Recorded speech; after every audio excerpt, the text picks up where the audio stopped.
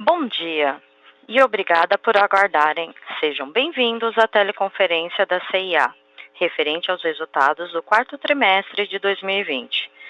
Gostaria agora de passar a palavra ao senhor Paulo Correa, CEO, que iniciará a apresentação. Por favor, senhor Paulo Correa, pode prosseguir. Bom dia a todos. Vamos iniciar aqui a nossa apresentação de resultados do quarto trimestre e do fechamento do ano de 2020. Eu queria começar nossa conversa, antes da gente entrar nos pontos específicos aí do trimestre e do ano, compartilhando com vocês o nosso entusiasmo com o que entendemos que a CIA irá representar no futuro próximo, uma verdadeira empresa Fashion Tech, uma empresa de moda digital, a empresa que mais entende a mulher brasileira, com lojas físicas e muita conexão emocional com nossos clientes. No slide 2, queria começar então pelo slide 2, a gente mostra ali que o ponto de partida para a construção dessa Fashion Tech é a cliente. Ela tem sido cada vez mais o centro das nossas decisões.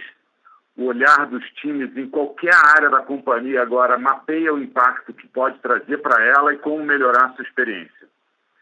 Essa é uma profunda mudança que estamos fazendo e não é nem simples nem rápida, mas a gente está muito comprometido e vem evoluindo cada vez mais em fazer desse o nosso modelo de administrar o negócio.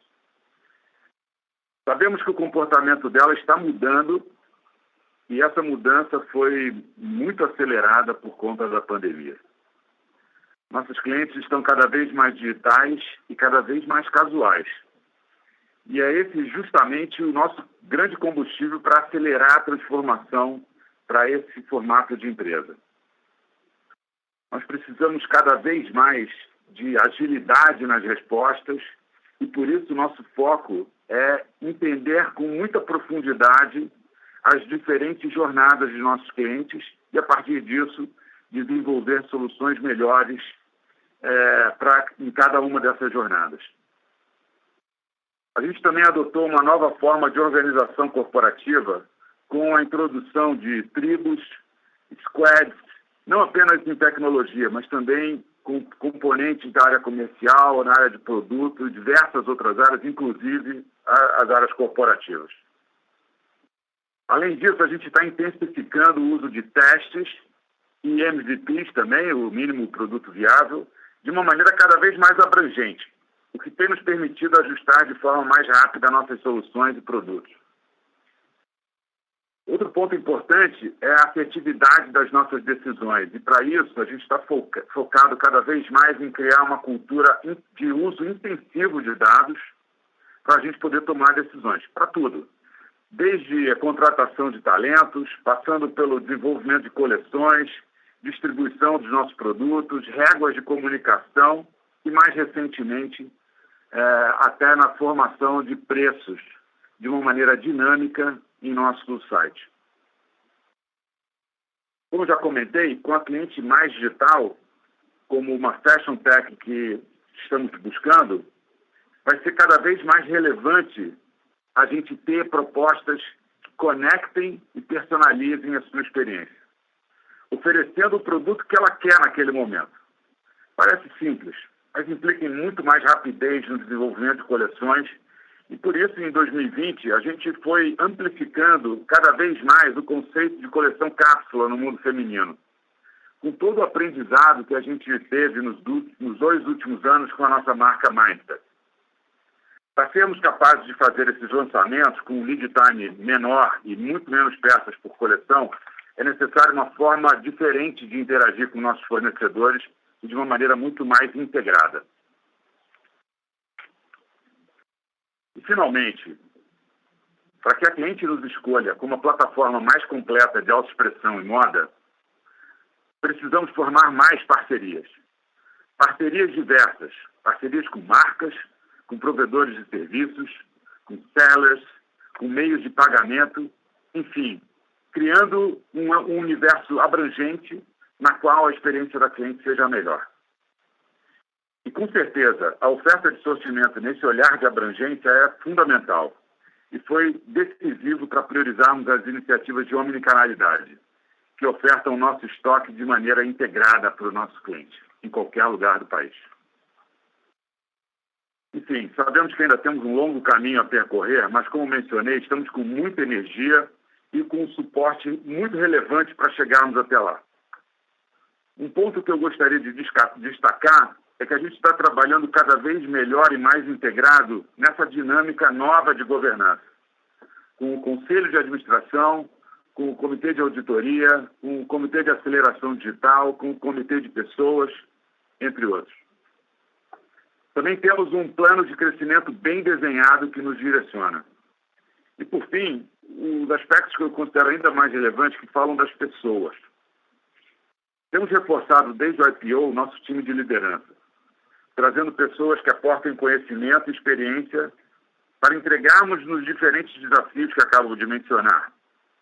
Inclusive, anuncio que bem recentemente tivemos a chegada da Fernanda Campos, que vai liderar a nossa área de gente e gestão, trazendo aprendizados de suas diversas experiências, sendo a mais recente na Amazon.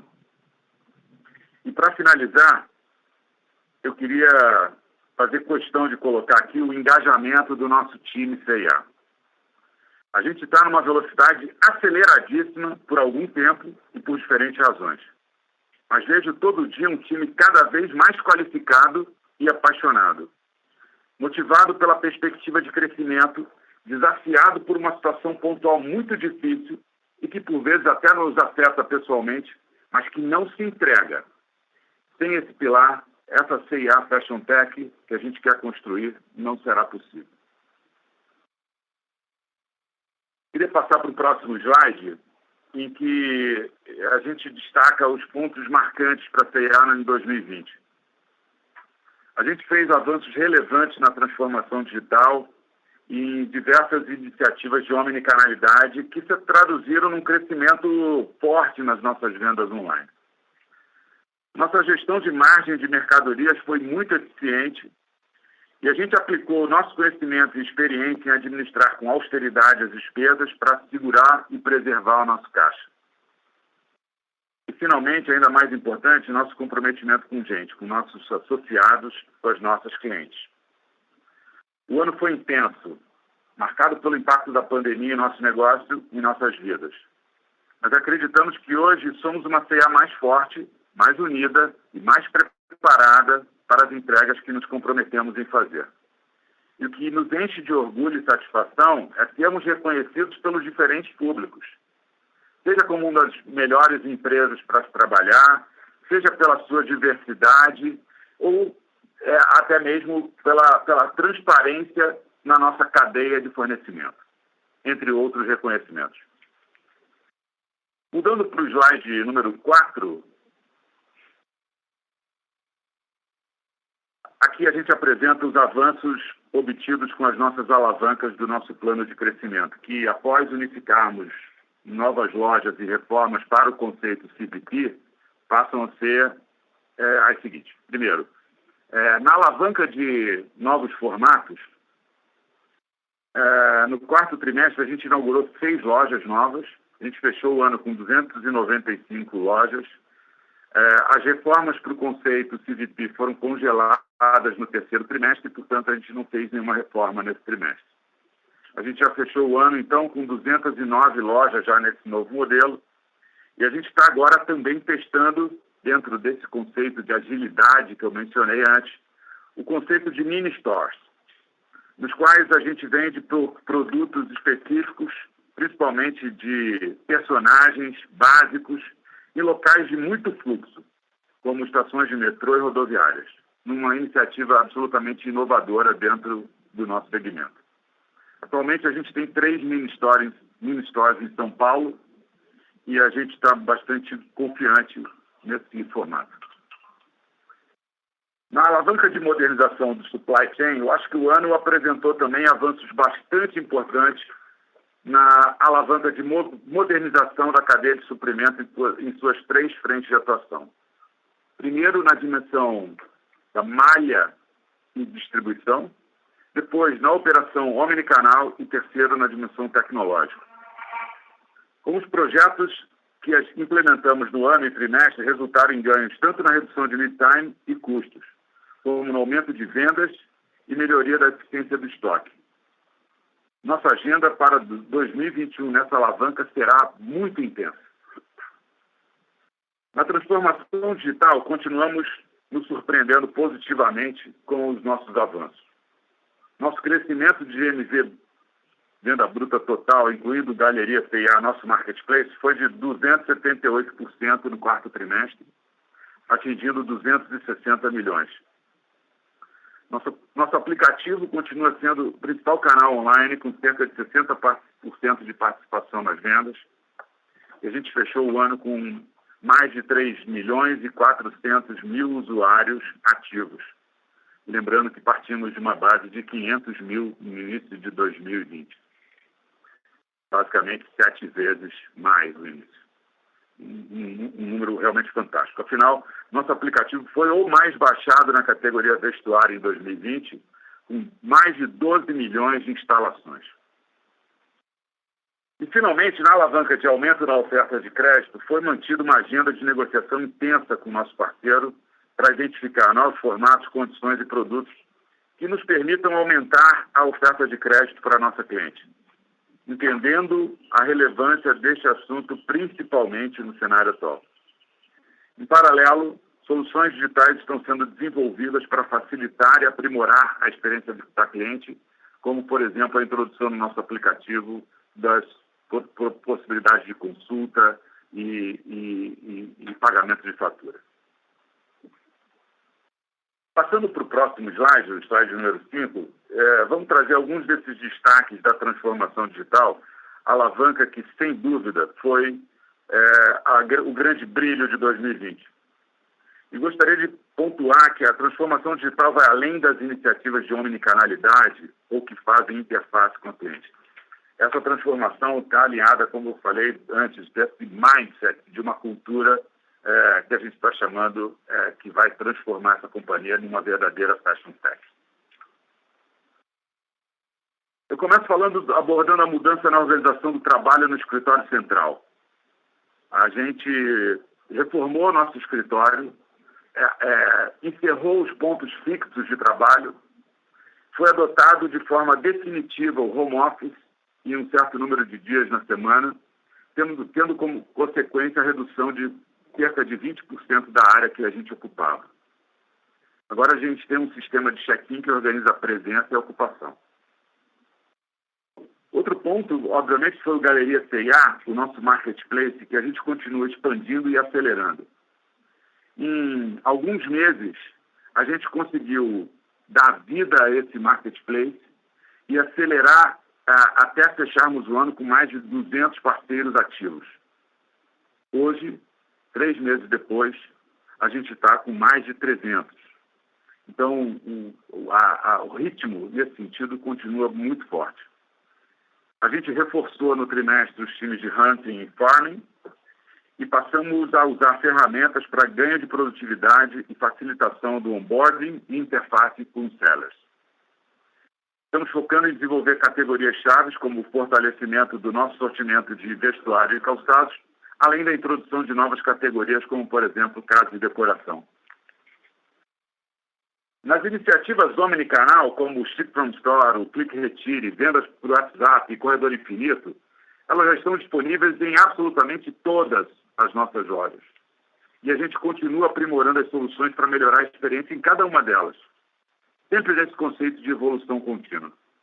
Exemplo, no Click Retire, a gente se comprometeu publicamente no Big Brother, que a gente está patrocinando, com a disponibilidade do produto em até 3 horas após o clique. Outro elemento é o Minha C&A, que a gente está numa fase piloto, mas a gente acredita na força desse modelo com a influência das consultoras digitais atuando de uma maneira local e regionalizada. Para possibilitar todas essas iniciativas e integrações que queremos implementar, estamos investindo forte para reforçar e modernizar nossa tecnologia. Nossa infraestrutura está cada vez mais robusta e estamos fazendo o setup da arquitetura tech para suportar nossa transformação digital. Exemplo, começando a usar a API Managers para monitorar e otimizar todas as integrações, o WAF para proteger o site e aplicativo. Estamos também focando na automatização de processos para melhorar a curiosidade, ganhar eficiência. A gente já tem mais de 30 RPAs ou robôs rodando na companhia. E isso tudo é apenas o começo. Temos muita força na agenda de transformação digital de 2021 e também na evolução de toda a nossa base tecnológica. Nosso programa de relacionamento CA Você fechou o ano de 2020 com mais de 14 milhões de clientes registrados. A gente continua a trabalhar esse programa como uma forma de relacionamento muito importante na personalização do contato e das mensagens com os nossos clientes através do push notification ou mesmo na venda pelo WhatsApp. Por falar em clientes, a gente teve um crescimento no número de novos clientes que não tinham ainda comprado na CIA de cerca de 140% em relação ao quarto trimestre de 2019. E continuamos trazendo muitas novidades. A gente implementou assistente virtual no site para as coleções do Mindset. A K, que é como a gente chama a nossa assistente virtual, pode ajudar a partir da escolha de uma peça com diferentes looks, peças similares, como usar, etc. Eu não podia deixar de mencionar o desfile de hologramas que realizamos no programa de reality show Big Brother Brasil. Foi muito interessante a reação que a gente teve, onde o assunto repercutiu fortemente, pois as pessoas nem acreditavam ser possível um desfile virtual como aquele que a gente fez. É muita coisa. É muito avanço e é muito orgulho também de ver o nosso time construindo essas soluções. Quando a gente passa para o próximo slide número 6, acho que é importante fazer um zoom também na alavanca de modernização do nosso supply chain, dada a complexidade e quantidade de projetos. Na frente de malha e distribuição, a gente evoluiu nesse trimestre com a operação do Centro de Distribuição em Santa Catarina e continuamos realizando estudos para novas frentes de otimização. Com a consolidação da nossa operação do primeiro sorter, que já estava em operação, a gente teve ganhos tanto na redução de lead time e custos, como também no aumento de vendas e melhoria na eficiência do estoque. Para esse ano, a gente vai iniciar a operação do segundo sorter já nesse primeiro semestre e já realizamos a compra de um terceiro para início de operação no segundo semestre. Com os 3 sorters operacionais até o final de 2021, estaremos fazendo a distribuição por SKUs, seja por produto, ou melhor, não mais por pacote, mas sim por produto. E da grande maioria do nosso estoque. Então, nesse 1 ano e meio, nós vamos fazer, esse é o nosso objetivo, de chegar até o final desse ano, conseguindo fazer, de fato, a distribuição por SKU para a grande maioria do nosso estoque. Na frente de operação omnicanal, a gente continua aprimorando a nossa matriz de transportes que a gente reformulou ao longo do terceiro trimestre e que permitiu um importante avanço no nosso nível de serviço para nossos clientes. A gente triplicou o percentual de entregas em 2 dias, desde o início da pandemia, e atualmente já temos várias praças em que a gente está entregando mais de 50% dos pedidos em D+2. A implementação do projeto de lojas Hub para a operação do Ship from Store também evoluiu e a gente fechou o ano com 14 lojas nesse formato. O impacto na capacidade de processamento dessas lojas é muito relevante. Em alguns casos, pode chegar até 1.000 pedidos por dia. Finalmente, a frente de tecnologia composta por seus diferentes projetos, né? A fase piloto de implementação do RFID foi finalizada no quarto trimestre, com um sortimento completo de 9 lojas e todas as lojas que têm a categoria Mindset. O piloto, obviamente, inclui fornecedores nesse processo. E, a partir de agora, a gente inicia o rollout desse formato. Finalmente, no projeto de substituição do sistema legado WMS, o Warehouse Management System, o sistema de gestão do centro de distribuição, nós já estamos em fase de implantação para finalizar a migração este ano. Enfim, como vocês podem ver, as entregas foram muitas e as expectativas para 2021 são ainda maiores. Sabemos que será necessário adequar em algumas dimensões a nossa ambição aos desafios que a intensificação do problema de saúde pública irá impor ao ambiente de negócios. Mas temos um roadmap muito claro, muito definido para cada uma dessas alavancas e vamos continuar a mostrar essa consistência nas entregas e sermos muito diligentes para executar tudo aquilo que for possível dentro desse contexto. E agora eu queria passar a palavra para o Milton apresentar os resultados do trimestre e do ano. Paulo, obrigado. Bom dia a todos. Vamos iniciar aqui falando da nossa receita líquida, por favor, no slide 7. A gente começou bem o quarto trimestre, com uma recuperação gradual e consistente das vendas, né, nos 2 primeiros meses. Porém, em dezembro, que é o nosso mês mais relevante em termos de vendas, voltou o assunto da pandemia, houve impacto, né, na confiança das nossas clientes, aumento do número de casos de Covid em diferentes cidades, e aí, por conta disso, novas restrições operacionais foram impostas, e, como resultado, o trimestre ficou praticamente estável, né? Dezembro foi responsável por diminuir a intensidade, né, daquele volume que a gente aumentou em outubro e novembro. E aí a gente ficou estável no trimestre em relação ao ano passado, com apenas 0,3 superior ao ano anterior, chegando a 1,7 bilhão de receita líquida total.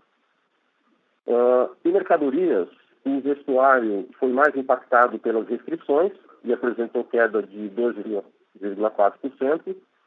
Já o Fashiontronics aumentou em 13,3%, incluindo o bom desempenho também de beleza, que no final do ano já estava em mais de 50 lojas e também no nosso online. No ano, a receita total ficou 22,7% inferior a 2019, totalizando 4 bilhões. No slide 8, no próximo, por favor, apresentamos o lucro e a margem bruta. No quarto trimestre, o lucro bruto, que caiu 4,3%, foi de 822 milhões. A margem bruta total de 47,1% ficou 2,2 pontos percentuais menor, principalmente pela mudança de mix, né, com o online e Fashiontronics aumentando, e pela queda específica na margem de Fashiontronics. Essa queda que a gente observou em Fashiontronics, de 3 pontos, foi por não termos vendido Kindles nesse ano, contra uma base no ano passado de venda um pouco mais forte nessa categoria. No ano, a margem bruta de mercadorias sofreu pequena redução, de 1,7 ponto percentual. Aqui reforça o que o Paulo falou da nossa austeridade, né, no controle de estoques e rigidez, né, no controle de margem também, ficando em 45,4%. A nossa boa performance da margem em um ano tão adverso em vendas foi consequência dessa gestão, né, que a gente aporta em termos de rigorosidade também, fechando o ano apenas 18% acima de 2019, quando a gente olha para os estoques. E também do lançamento de produtos relevantes para cliente, vendidos a preço cheio, mesmo durante o pico de pandemia. Passando agora para as despesas, né, operacionais, plataforma, no slide 9, vocês veem que elas somaram 672 milhões no trimestre, ficando 11,7% maior que o valor de 2019. E aí, ao observarmos as despesas de vendas, sempre, né, no modelo pro forma, houve um aumento de 10% em relação ao quarto tri do ano passado, principalmente em função de despesas com frete e marketing digital terem sido mais relevantes dado o crescimento do online, né? Aqui eu sempre associo o bom e o mau colesterol. Nesse caso, nós estamos falando de um pedaço importante aqui do bom colesterol que a gente precisa. As despesas gerais e administrativas pro forma ficaram 15,6% maior, em função do aumento em serviços de terceiros, aqui principalmente, né, atendimento ao cliente, consequência novamente do aumento da operação de vendas do segmento online. Com isso, no ano, as despesas reduziram 4,1%, e aí tem um conjunto de ações, né? Negociações no custo de ocupação com os locadores, na adoção de suspensão de contratos de trabalho, né, permitida pelas medidas provisórias decretadas pelos governos, especialmente federal, também revisão geral dos nossos contratos e níveis de serviços, né, de produtos e serviços indiretos. Então, aqui a gente aplicou a tradicional receita de austeridade no controle de despesas que fez com que a gente ficasse com essa redução de 4,1%. Na próxima página, no slide 10, a gente mostra o EBITDA ajustado pro forma, que no quarto trimestre foi de 164 milhões, reduzindo 43%. A margem de EBITDA ajustada pro forma, com isso, ficou em 9,4%. No ano de 2020, o EBITDA ajustado foi negativo, em 58 milhões, com uma margem EBITDA ajustada pro forma, também negativa, em 1,4%. No próximo slide, no 11, a gente vê que no quarto trimestre o lucro bruto pro forma da C&A foi de 116 milhões, caindo 41,9% em relação ao quarto trimestre de 2019. Dessa forma, a margem líquida pro forma foi de 6,7%, reduzindo 4,8 pontos também. E aí, excluindo o efeito não recorrente de créditos fiscais de causa-ganha, né, que transitou em julgado referente à operação na Zona Franca de Manaus, o lucro teria sido de 28,6 milhões. Então, no ano de 2020, tivemos um prejuízo de 131 milhões, com margem negativa de 3,2%. E finalmente, né, no slide 12, eu apresento aqui os nossos investimentos, que é também um momento de bastante orgulho para nós. No quarto trimestre, tivemos uma aceleração forte nos investimentos, com um aumento de mais de 110%, chegando a 179 milhões, suportando, né, aquelas evoluções que o Paulo recém comentou.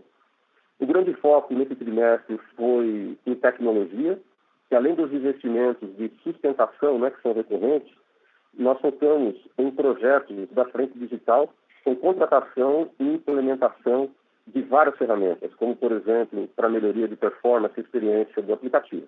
Isso foi notório. A outra vertical impulsionada no trimestre também foi na cadeia de suprimentos. O Paulo já mencionou, estamos fazendo progresso em diferentes frentes nessa alavanca, e no final de 2021, a C&A estará assim, em outro patamar de operação. A gente está muito confiante nos pilares fundamentais que nós estamos construindo com esses investimentos e na austeridade e rigor, né, no controle tanto do caixa quanto das despesas que o momento exige. Estamos levando esse assunto muito a sério. Bom, com isso, eu finalizo aqui a minha apresentação. A gente já tomou quase 50% do tempo originalmente dedicado aqui e acho que é bacana a gente passar para a sessão de perguntas. Obrigada.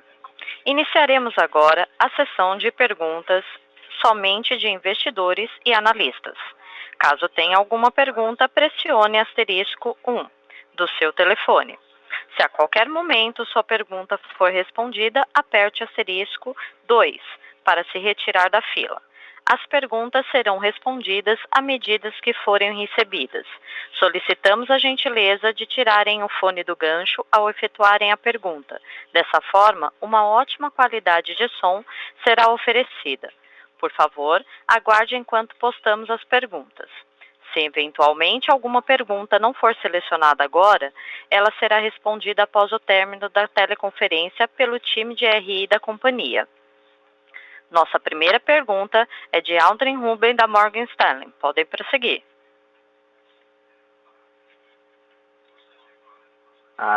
Thanks very much for the question. So I think the initiatives on digital transformation make a lot of sense. I was hoping if you could help us quantify the investment needed either on the CapEx side or the operating expense side. Any color on that would be very helpful. Thank you.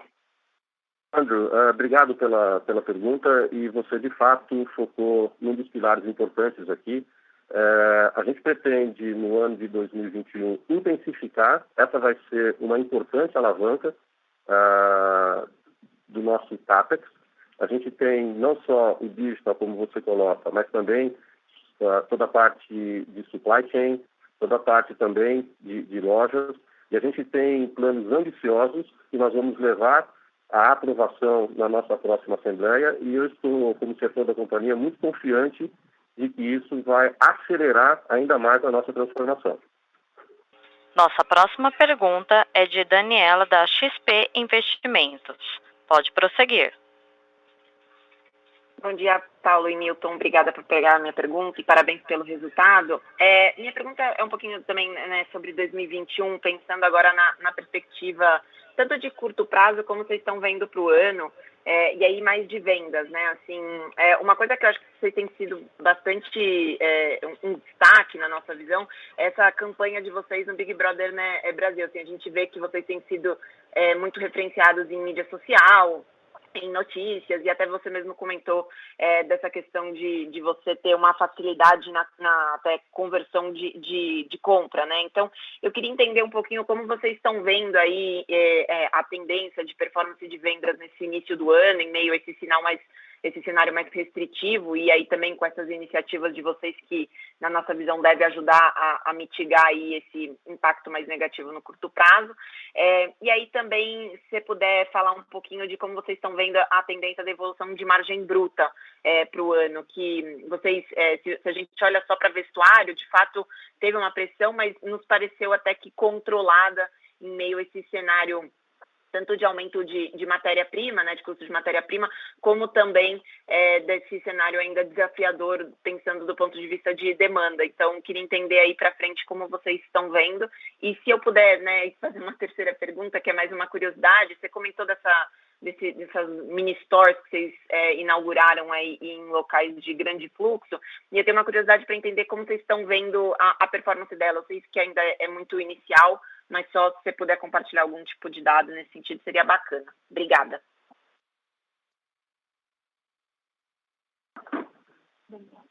Oi, Daniela. Obrigado pela tua pergunta. Vamos por partes aqui. Primeiro, o pedaço das vendas.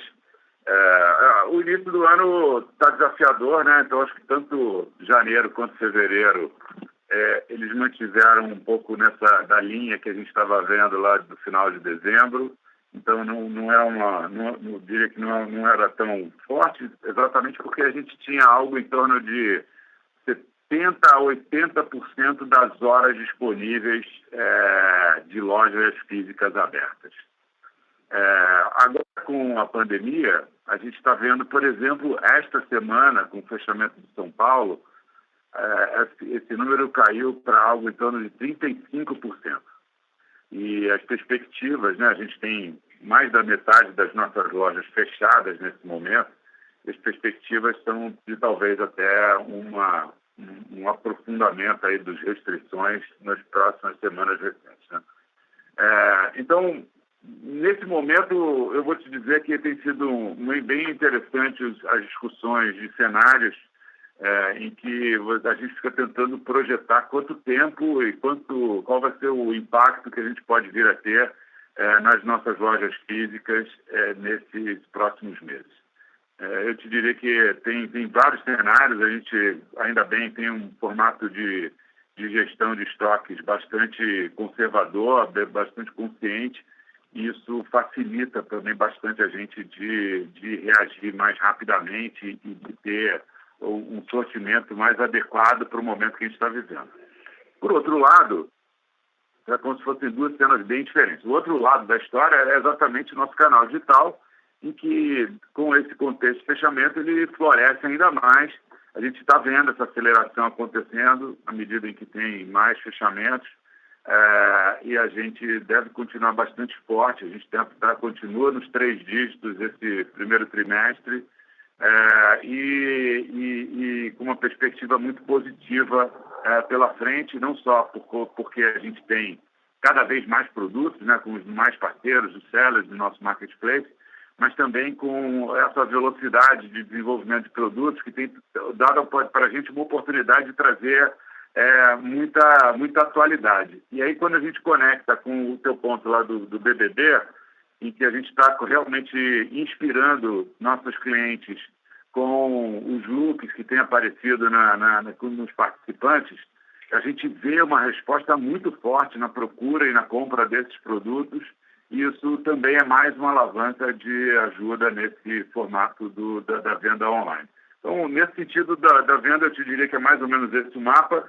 No que diz respeito à margem, você trouxe esse elemento da pressão. Tem uma pressão de fato, tem uma pressão o fato do dólar ter mudado de tanto patamar. Então, se a gente compara o primeiro TRI de 2020 contra o primeiro TRI de 2021, esse impacto do dólar, ele trouxe não só para produtos importados, em que a gente tem um share pequeno, mas principalmente também nos insumos dos produtos locais, né? A gente está vendo cada vez mais pressão nesse sentido, e isso, obviamente, dado um contexto econômico em que a capacidade de pagamentos, né, e de orçamentos está bem desafiada, então isso obviamente traz pressão para a margem, mas a gente deveria esperar algo mais ou menos na linha que a gente viveu nos últimos meses. Tá? Finalmente, com relação à Ministore, a Ministore como eu falei, é um piloto. O que a gente fez, obviamente, com a história da pandemia voltando, isso atrapalha um pouco a nossa mensuração, mas a gente tem visto uma performance por metro quadrado realmente muito interessante, e que deixou a gente bastante animado com esse formato, porque, obviamente, no Brasil todo tem várias possibilidades para a gente trazer isso de uma maneira melhor. Mas, de novo, a gente ainda precisa avaliar melhor, a gente ainda precisa fazer todas as nossas conjecturas aqui para antes da gente começar a ter uma aceleração ou um rollout desse formato. Então, o plano de negócio precisa estar mais bem definido e mais estável antes da gente sair acelerando nesse sentido. Tá claro, obrigada.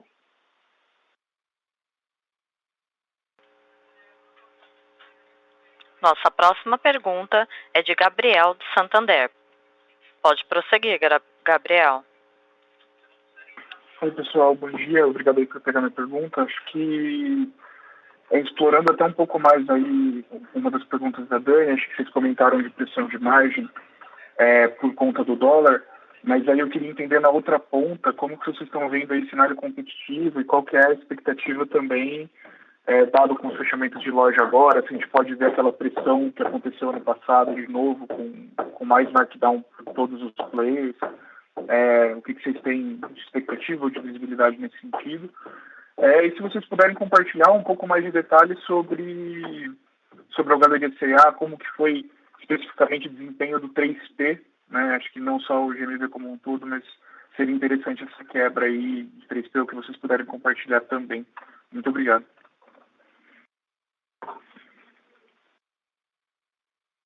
Gabriel, obrigado pela sua pergunta, cara. Começando aqui pelo pedaço da margem, você estava comentando dessa dimensão do cenário competitivo, né?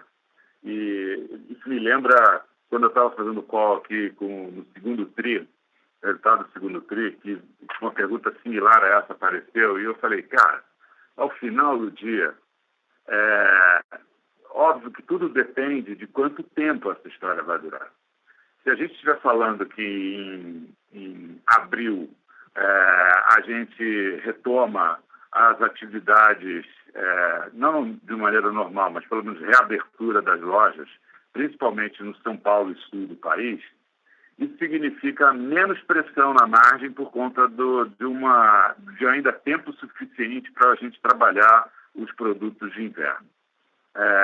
Se isso perdurar, tomara que não, mas sei lá, até maio, junho, a gente possivelmente vai ver algo parecido com o que aconteceu no ano passado, porque os volumes de estoque versus o tempo disponível para vender produtos mais sazonais vai ser um fator de pressão, sem sombra de dúvida. Então, a resposta é muito incerta ainda. Eu acho que a gente tem boas chances de conseguir ter uma reabertura ainda ao longo de abril, e isso significar um tempo suficiente para a gente poder trabalhar os estoques e menos pressão na margem.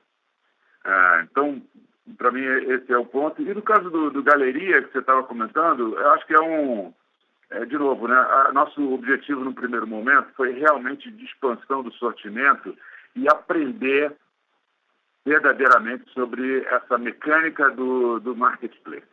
E eu acho que a gente vem conseguindo avançar bastante nisso, né? Não só operacionalmente, desenvolvendo as soluções que nos permitam a poder fazer o upload do seller mais rapidamente, mais facilmente, que a gente possa fazer com que o nível de efetividade das vendas de cada seller aumente. Então, esse eu acho que tem sido um elemento bastante interessante. Se a gente comparar com as vendas que a gente estava fazendo no iníciozinho do programa, nós estamos fazendo praticamente 10 vezes mais que a gente estava fazendo antes, em volume total, mas a base era muito pequena. Então, a gente tem ainda muito chão ainda pela frente. Estamos muito otimista com relação às possibilidades que a gente tem, não só de aumentar o sortimento, mas também de mudar fortemente o ponteiro da venda no nosso site, on top of o que a gente já tem mudado. Não, tá certo, muito obrigado. Acho que se pudesse fazer só mais um follow-up aqui, até voltando um pouco na pergunta do Andrew lá atrás, ele comentou de CAPEX e OPEX, né, dado investimento no online. Você tem alguma expectativa de quando que a gente vai ver uma margem EBITDA voltando, ou um SG&A recuperando, ou a gente poderia ver esse patamar que a gente viu agora no quarto TRI para o resto de 2021? Só para a gente ter alguma visibilidade nesse sentido.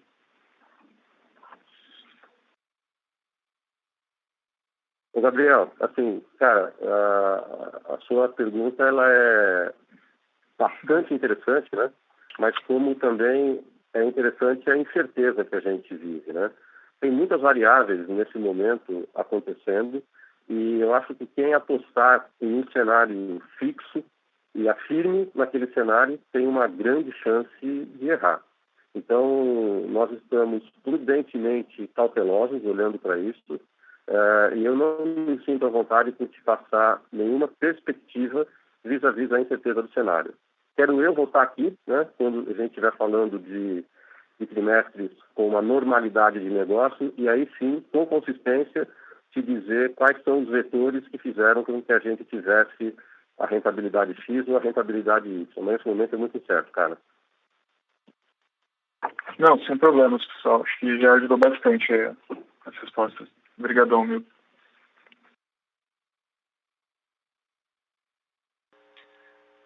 Nossa próxima pergunta, João Soares, do Citibank. Pode prosseguir. Bom dia, pessoal. Paulo, acho que o primeiro ponto que eu queria explorar é a questão de abertura de lojas. A gente naturalmente colocava em 2021 a normalização do CAPEX e já um run rate de abertura de lojas, como vocês tinham pontuado lá no IPO, né, de 20 e poucas lojas.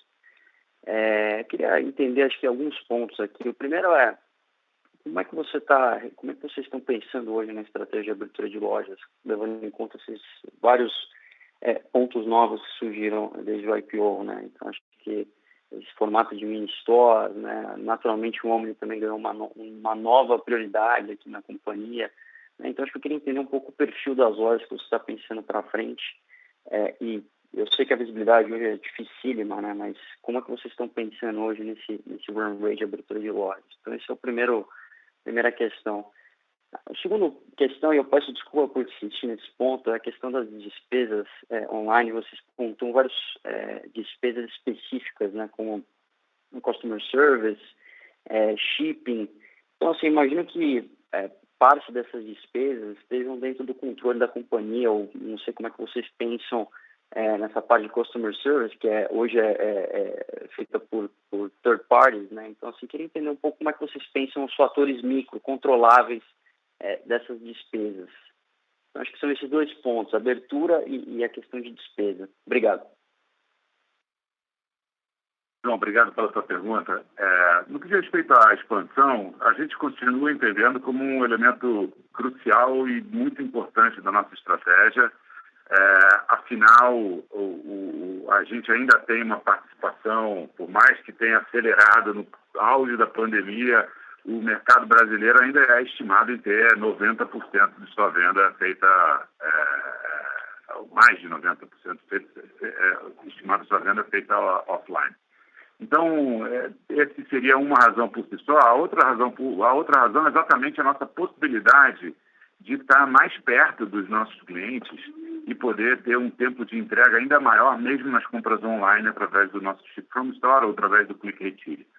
Então, essas duas dimensões dão para a gente muita clareza que a gente tem a oportunidade ainda de manter um ritmo de abertura forte para os próximos anos. Um elemento que talvez tem trazido adaptações ao nosso formato, por exemplo, é exatamente como eu estava falando de algumas lojas hub, né? Então, você tem uma operação logística dentro da loja hoje que talvez antigamente era menor. Então, hoje a gente tem realmente quase se fosse um mini CD em algumas dessas lojas, com capacidade de distribuição, de separação de pedidos, distribuição bastante avançada e bastante interessante. Então, isso está sendo incorporado dentro desse nosso modelo de lojas. E um outro elemento também muito importante é que o nosso portfólio, né, de lojas, ele tem uma presença muito forte em algumas regiões do país, e a gente sabe que tem muitas oportunidades em várias outras regiões, e intensificar a nossa presença nessas regiões. Então, por todos esses motivos que eu te diria, o assunto de expansão é um assunto muito importante, continua muito forte na nossa pauta. Óbvio que, dado esse contexto todo pandêmico, a gente, por exemplo, a gente estava prestes a abrir uma loja agora no mês de março e, por exemplo, a loja a cidade está fechada e aí você tem um adiamento nesse sentido. Outros lugares em que a gente está fazendo obras, você tem um adiamento desse processo. Então, é difícil dizer nesse instante. O nosso target inicial continuou sendo 20 lojas, continuamos com o nosso pensamento nesse sentido, mas óbvio que o andamento da pandemia vai definir qual é exato esse número de lojas que a gente vai buscar, que a gente vai conseguir executar ao longo desse ano. Mas, direcionalmente, pensando no médio e longo prazo, aquilo que a gente estabeleceu no nosso plano de negócios no IPO continua absolutamente válido e continua e na nossa cabeça, tá? Segundo ponto lá do despesas online, eu acho que é interessante pensar o seguinte: por mais que a gente tivesse muita confiança e otimismo em relação ao nosso futuro online, é claro que a gente não tinha desenhado e planejado e montado toda a estrutura para crescer 4, 5 vezes como aconteceu no ano passado. Isso obrigou a gente a criar e fazer setup de várias dessas estruturas de uma maneira mais rápida, né? E eu acho que o que a gente viu ao longo do segundo semestre foi uma reorganização desse setup rápido que a gente fez. Então, a gente vem aos poucos mudando a nossa malha logística, a gente vem mudando aos poucos nossos fornecedores e parceiros logísticos, a gente vem organizando o nosso saque de uma forma mais híbrida, né? Como você falou, não é third party, a maioria é nosso. Tem alguns casos, algumas situações que a gente tem terceiros e também nossas políticas de frete, etc. Então, isso está, de alguma maneira, a gente tem trazido muito essa dimensão dessas despesas que esse universo online trazem para um nível de racionalidade e eficiência cada vez maior. E eu acho que a gente vai, ao longo desse ano, ver isso com mais clareza nos nossos números. Está super claro, Paulo. Obrigado pelas respostas. Nossa próxima pergunta, Felipe Casemiro, do HSBC. Pode prosseguir. Bom dia a todos. Obrigado por tomar minha pergunta. Uma pergunta mais da estratégia do online, né? Acho que a CIA fez diversas iniciativas nos últimos meses, incluindo parcerias com outras empresas, né? Então, eu queria entender a cabeça de vocês no sentido de o que vocês têm, assim, de ideia de fazer mais organicamente ou que faz mais sentido de crescer via outras parcerias, assim, talvez uma parceria com marketplace maior. Então, só entender, assim, mais estrategicamente de longo prazo que vocês têm na cabeça mesmo na parte online. Obrigado. Felipe, estava um pouco baixo aqui. Se eu entendi corretamente, você queria entender um pouco melhor sobre essa dimensão de estratégia através de parcerias versus orgânico, tá certo? Sim, tá um pouco melhor agora? Desculpa. Melhorou bastante. É exatamente isso. O que faz sentido na cabeça de vocês para o crescimento online? Assim, qual as vertentes que faz mais sentido fazer organicamente? Quais fazem sentido mais ir através de parcerias, né? Se fizer parceria com a Enjoei, talvez uma outra parceria que vocês têm em mente, assim, mais estratégico de médio e longo prazo, né, nesse sentido. Obrigado, Paulo. E desculpa o problema aqui. Não, legal, Felipe. Obrigado a você, cara. Eu acho que o mais importante que tem drivado a gente é a dimensão do relacionamento, como eu falei, né? Esse entendimento da jornada, a dimensão das necessidades e interesses dos nossos clientes, e a partir disso, aí a gente confronta aquilo que a gente tem velocidade e capacidade para fazer rapidamente versus aquilo que a gente talvez precisa ter parceiros para fazer isso de uma maneira mais rápida. O nosso core continua sendo, de verdade, toda a parte dessa experiência, né, da venda da expressão, né, da autoexpressão através da moda. Quando a gente faz uma parceria, por exemplo, como a gente está fazendo com o Enjoei, realmente é uma demanda e é um interesse nosso genuíno em dar essas oportunidades para que a dimensão do reuso dos produtos e uma visão mais sustentável, que a gente carrega essa bandeira já há alguns anos, ela tenha uma velocidade de implementação. Então, nesse caso, essa parceria. Então, não tem um dogma de tem que ser tudo interno, tem que ser tudo externo, tem que ser rápido para o cliente, e o dogma, na verdade, é com os nossos clientes. Tem que ser rápido, interessante e relevante para os nossos clientes. Se às vezes for parceria e ao longo do tempo virar interno, ou interno e depois virar parceria, nenhum dogma nesse sentido, de fato atender a sociedade de uma maneira melhor. Certo, obrigado. Mas, e assim, já que na parte logística já, assim, vocês estão tendo alguns custos maiores, né, maiores custos de frete, assim, faria sentido pensar alguma parceria com marketplace para ajudar na parte logística, ou não? É algo que vocês têm nessa parte já, parte de para manter os dados dentro da empresa, isso já é um pouco mais complicado, só para entender, né, nesse sentido também. Obrigado.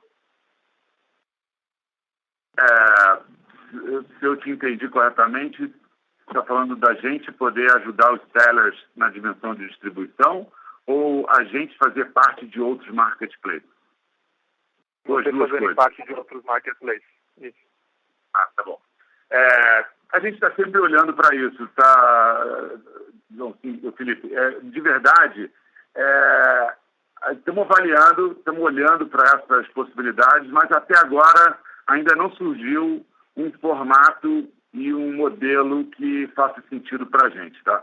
Então, nesse momento, não está no curtíssimo prazo, não está no nosso pipeline, não. Tá certo. Muito obrigado, Paulo. Até mais. Nossa próxima pergunta, Richard Bradesco. Pode prosseguir. Bom dia, pessoal. Eu tenho duas perguntas aqui. A primeira é sobre o aplicativo.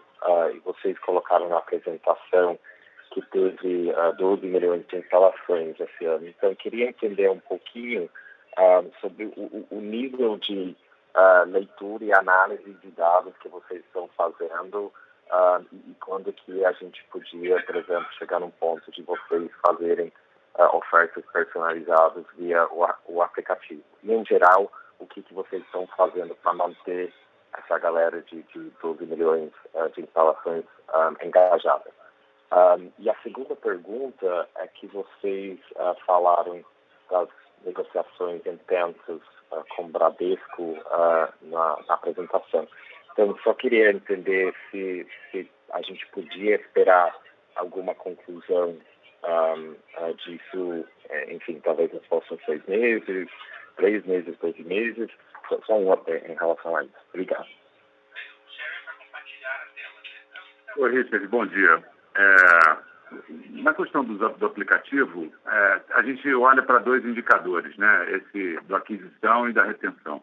E na aquisição, a gente viu esse download de 12 milhões de vezes ao longo do ano passado.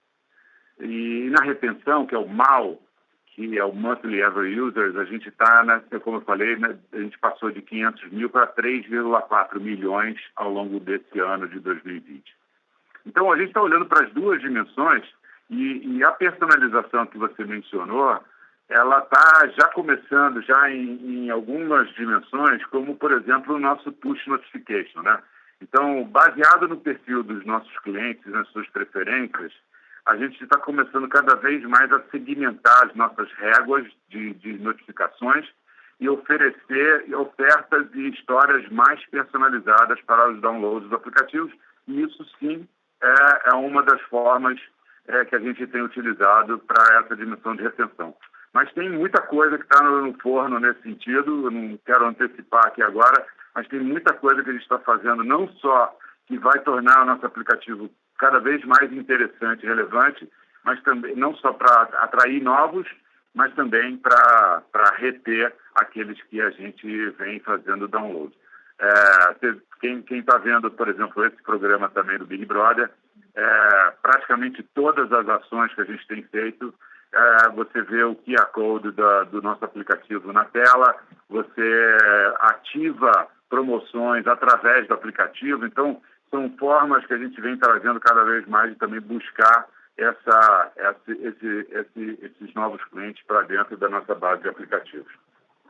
Com relação à sua segunda pergunta do Bradesco, é uma negociação, Richard. Nós estamos discutindo intensamente, eu posso dizer, acho que o nível de intensidade está bastante alto e tentando encontrar alternativas. Existe um contrato, existem expectativas de parte a parte e nós estamos tentando cada vez mais avançar. Muito difícil de falar nesse momento um timeline, mas óbvio que na nossa cabeça a gente gostaria que fosse o mais rápido possível dentro do contexto que a gente tem. Tá bom, excelente. Obrigado pelas respostas, Paulo. Com licença, encerramos neste momento a sessão de perguntas e respostas. Gostaria de passar a palavra ao senhor Paulo Correia para as considerações finais. Por favor, pode prosseguir. Bom, em primeiro lugar, obrigado a todos. É óbvio que a gente lamenta bastante essa aceleração da pandemia e suas implicações para o nosso país, para o nosso negócio e para a população de modo geral. Mas, por outro lado, a gente também, aqui como CIA, a gente está realmente aproveitando esse momento, num bom sentido, para cada vez investir mais e transformar profundamente a nossa empresa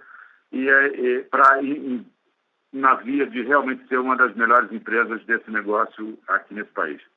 Estamos muito confiantes e com muita força para acelerar durante esse período e poder sair muito mais fortes no momento da pós-pandemia e na recuperação. Certamente seremos um dos protagonistas nesse momento pós-pandemia. Estamos trabalhando muito firme para isso e eu acho que a gente está vendo já os primeiros resultados acontecendo e a gente acredita que isso vai se intensificar nos próximos trimestres.